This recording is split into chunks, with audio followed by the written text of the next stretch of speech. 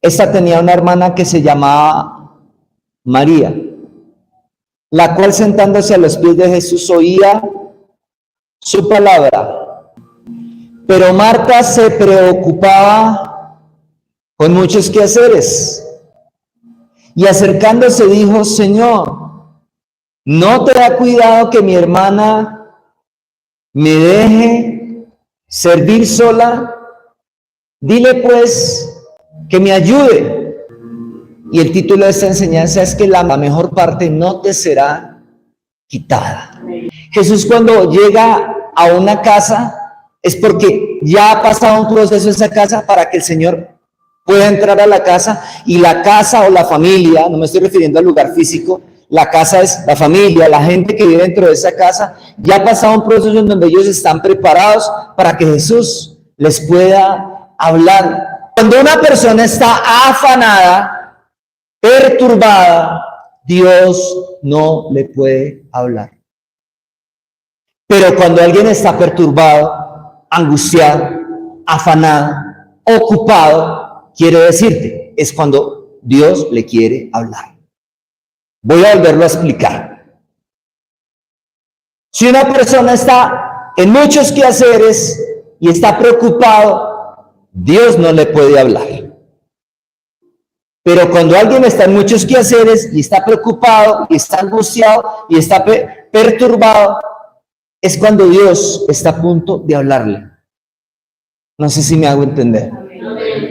¿Qué dice la palabra? Respondiendo Jesús le dijo: Marta, Marta, afanada y turbada, estás con muchas cosas.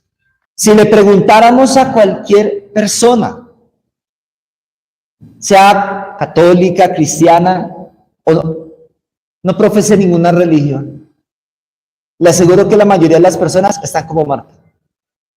¿Vino palabra de quién? Levántate y ve a Nínive, aquella gran ciudad, y pregona contra ella, porque ha subido su maldad delante de mí. Y Jonás se levantó para huir de la presencia de Jehová a Tarsis. Jonás sí sabía qué era lo que él tenía que hacer, pero él no me ha dicho nada. Estamos leyendo con lo que comienza la historia de Jonás, es que el propio Dios viene y le habla a Jonás y le dice de manera detallada qué es lo que Jonás tiene que hacer. Eso es lo que te quiero ministrar hoy. ¿Qué ocurre cuando nosotros nos ocupamos en muchos quehaceres y nos olvidamos del qué hacer de Dios?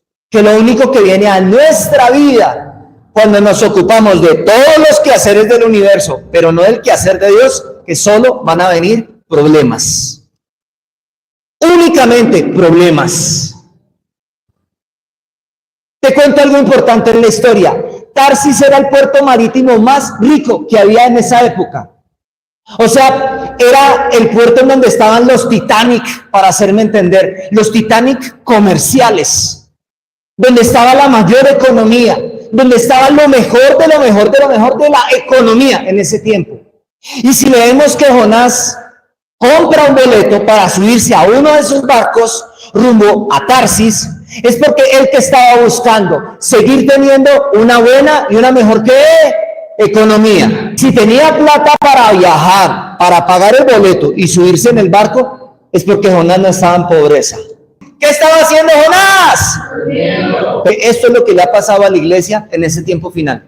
Leímos, pero Jehová levantó un fuerte viento en el mar y se hizo una grande tormenta. No dice que fue Satanás, no dice que fue el diablo, fue el propio Dios que mandó la tormenta. ¿Qué pasa cuando nosotros nos ocupamos de muchos quehaceres y nos olvidamos del quehacer de Dios? Van a venir tormentas como nunca antes a nuestra vida. Si seguimos ocupados de muchos quehaceres, pero nos olvidamos del quehacer de Dios.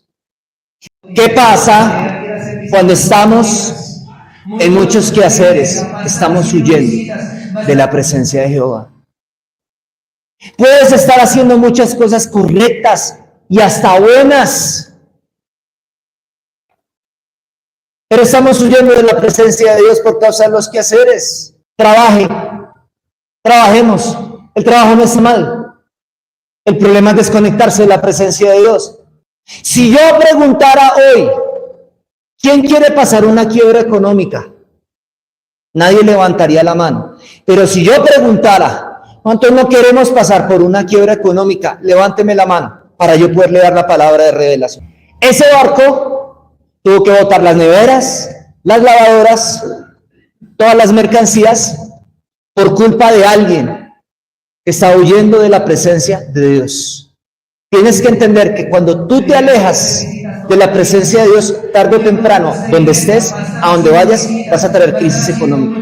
Te voy a explicar algo que está pasando en el tiempo final.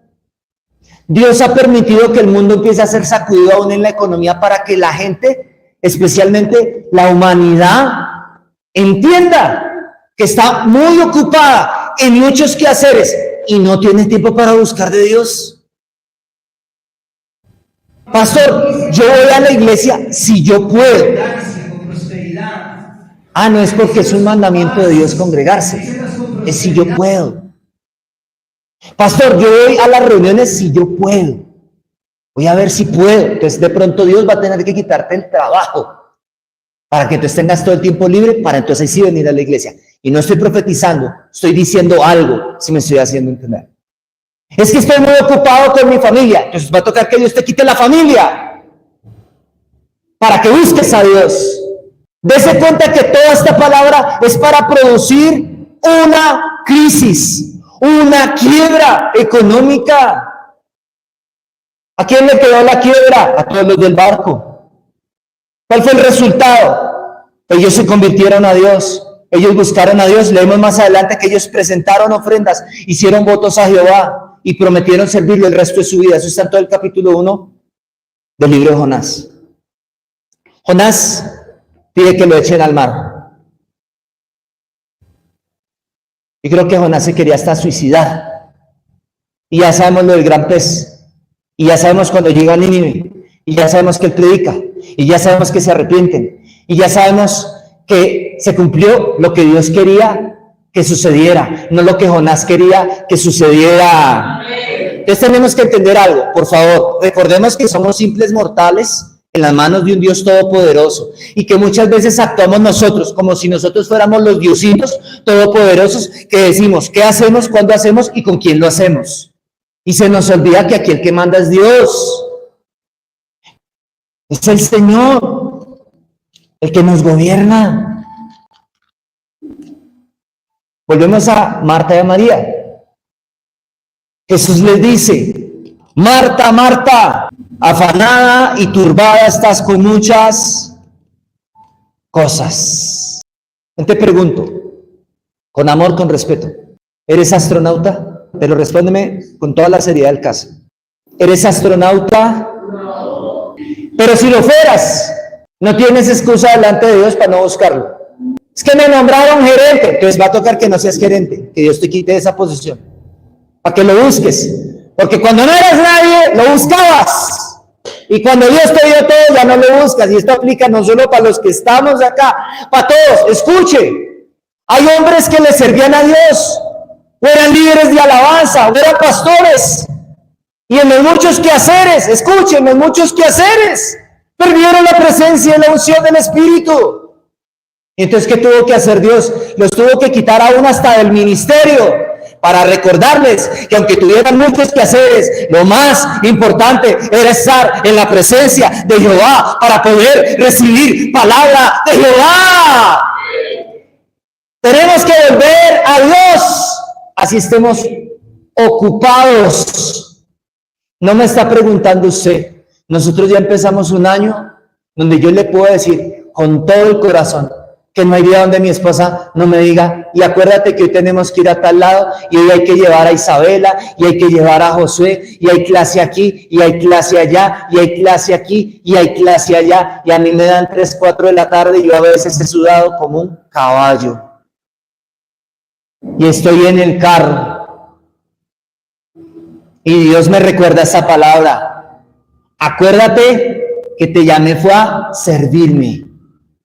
Yo te di una familia, pero antes de darte familia, yo te llamé a que me sirvieras. ¿Cuál es el quehacer de Dios? Y con esto finalizo. El quehacer de Dios es y siempre serán las almas. Jesús estaba en la casa de Lázaro, Marta y María por una sola razón: las almas. ¿Cuál es la razón de ser el quehacer principal de una iglesia? Las almas. Quiero preguntarte con amor, no con juicio, no juzgando a nadie, pero quiero preguntarte, ¿tú crees que estás ocupado en el quehacer de Dios? ¿Es tu prioridad? ¿O te da igual? ¿Es indiferente? No es que ese es el quehacer del pastor, es el quehacer de la iglesia. La razón de ser el quehacer de la iglesia son las almas. El mundo está perdido. Todos los días muere gente que se va al infierno. Y la iglesia, bien, gracias, estamos en conciertos entretenidos entre nosotros mismos. Y solo oyendo prédicas donde solo a la gente se le dice lo bonito que va a recibir, solo por decir: Jesús, entra a mi corazón. Pero no se le dice la verdad a la gente, que esto es un compromiso con Dios. La reflexión es esta: si Dios trató de esa manera con Jonás, ¿no tratará con nosotros también? ¿Sí o no? He visto gente que no quiere el trato de Dios. No me gustó lo que me dijeron en la iglesia. Mejor me voy para otra iglesia. Escuche, si una persona no se somete a la palabra de Dios que recibe en un lugar, ¿será que si se cambia de iglesia 38,000 veces, en las otras 38,000 iglesias a las que vaya, estoy exagerando, ¿sí va a obedecer la instrucción? ¿Sí o no? O sea que el problema es de la persona, no de la iglesia. No, yo no estoy para que me estén persiguiendo o me estén diciendo qué tengo que hacer. Tranquilo, usted no necesita de mí ni de ningún otro pastor para decirle qué tiene que hacer, pero le voy a decir en el amor de Cristo: si usted no toma serio el compromiso con Dios, Dios va a empezar a mandar tormentas a su vida para que usted entienda que es que Él lo está llamando y que es en serio que se tiene que comprometer. Yo he contado mi historia familiar. Mi papá era gerente en Carulla. Él ganaba mucha plata, no sé cuánto ganaba, pero él ahorraba los cheques y con lo que ganaba mi mamá, que trabajaba en Cafán y es pensionada de Cafán hoy día, con eso podíamos vivir bien, sin deberle nada a nadie. Pero mi papá un día perdió el trabajo, perdió la posición, perdió el ingreso. Y entonces tocó sostenerse solamente con el ingreso de mi mamá. Luego llegó el tiempo en donde a mi mamá también le tocó salir. Y ya no trabajaba ni mi papá ni mi mamá. Y estaba yo en la universidad. Y mi hermano también estaba en la universidad. Y había que pagar semestres y había que pagar universidades. Y me tocó trabajar para ayudar a la casa. Trabajar para ayudar también para pagarle alguna parte, así sea un semestre, de los pagos que tenían que hacer ellos de deudas de la universidad. Porque cambió la situación. Y para la época que yo llegué a la iglesia, entonces ya no había esa comodidad financiera. ¿Por qué? Porque nadie lo estaba buscando. Porque mi papá siempre estaba en los quehaceres, trabajando de domingo a domingo. Mi mamá trabajaba de lunes a viernes o de lunes a sábado. Pero siempre había tiempo para ir donde la abuela, para ir donde el abuelo, para salir de paseo, para hacer de todo. Nunca para buscar a Dios. Ni a misa íbamos. Ni a misa. Se iba a misa porque alguien se murió, ya. O porque bautizaron al 38,000 primo, sobrino de no sé quién. ¿Me entienden lo que estoy diciendo? Y la mayoría vive así. Y si no es con una enfermedad, y si no es con una situación difícil, y si no es porque se le rompió el hogar, no buscan a Dios. Te pregunto, ¿a qué área de tu vida Dios te tiene que tocar para que tú reacciones y digas: carajo, yo soy rey responsable, no estoy buscando a Dios y tras de todo me molesta que el pastor predique y diga la verdad? Necesitamos despertar y entender: Jesús quiere entrar a nuestro hogar, Jesús quiere entrar a la casa. Mira lo que está pasando en otros países y la pregunta es: ¿vamos a buscar a Dios o vamos a esperar a estar en las peores circunstancias para ir y buscar a Dios? Si hacemos un censo de toda la gente que ha pasado por esta, por otras iglesias, la gente siempre llegó a la iglesia porque estaba pasando muy malos momentos. Y cuando Dios los sacó de esos malos momentos, se olvidaron de Dios. O sea que la única manera en que lo buscamos es viviendo de crisis en crisis. Que Jehová reprenda al diablo. Tenemos que aprender a tener buena memoria y ser agradecidos. Entender que Dios nos está llamando porque nos ama. Porque Él nos quiere cuidar. Pregunta, ¿salvó Dios a los ninivitas? ¿Sí o sí? Pero para poder salvarlos, ¿Él qué necesitaba? Que ellos se arrepintieran. Pero para que ellos se arrepintieran, ¿qué necesitaba? Que hubiera alguien que Él ya había escogido para que fuera donde los ninivitas y les predicara. Su nombre, Jonás. A las buenas o a las malas, Dios lo hizo obedecer. La pregunta es, ¿cómo quieres tú obedecer a Dios? ¿A las buenas o a las malas? Entonces ocupémonos del quehacer de Dios. ¿Cuál es el quehacer de Dios? Las almas. Es tiempo de volver a la presencia de Dios y orar por los familiares y aún por los amigos que están sufriendo. Invitarlos, no por llenar más sillas o porque no haya sillas vacías, sino porque ese es el quehacer que Dios nos dio a la iglesia. Es tiempo de que despertemos espiritualmente y digamos, Señor, necesitamos una nueva oportunidad para volver a ganar almas. Y aquí mis abuelas que las tengo, yo le puedo testificar las veces que fuimos allá a la casa para orar por la casa, para orar por ella, para orar por la descendencia. Fuimos hasta con la pastora.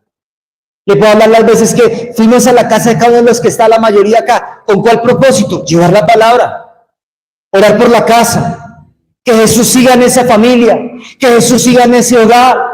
Pero la gente se ocupó en los quehaceres y entonces se les metió un espíritu, no a usted, pero a muchos se les metió un espíritu de, yo ya no quiero pastor, ya no me gusta la iglesia, a mí que no me digan nada, yo puedo solo, yo puedo sola. Mire a Jonás, por más profeta, Dios lo tuvo que tratar. Y vino el tiempo del arrepentimiento y vino el tiempo de la misericordia de Dios. ¿Qué necesitamos hacer hoy? Entender, Dios nos ama, Dios es bueno, Dios da nuevas oportunidades, pero no podemos abusar. No quiere una palabra de Dios, no se pase.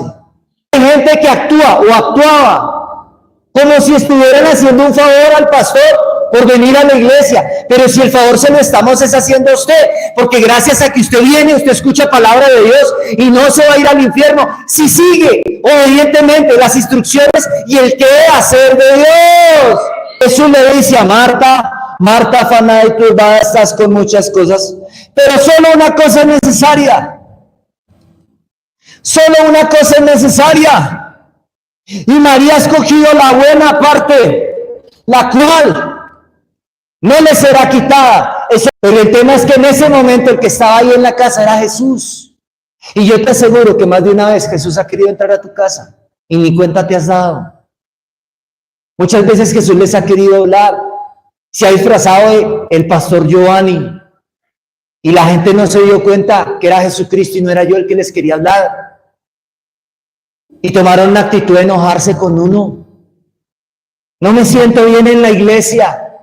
No te sientes bien en la iglesia porque no sientes la presencia de Dios y no sabes qué es someterte al Espíritu Santo, a lo que Él quiere que tú hagas.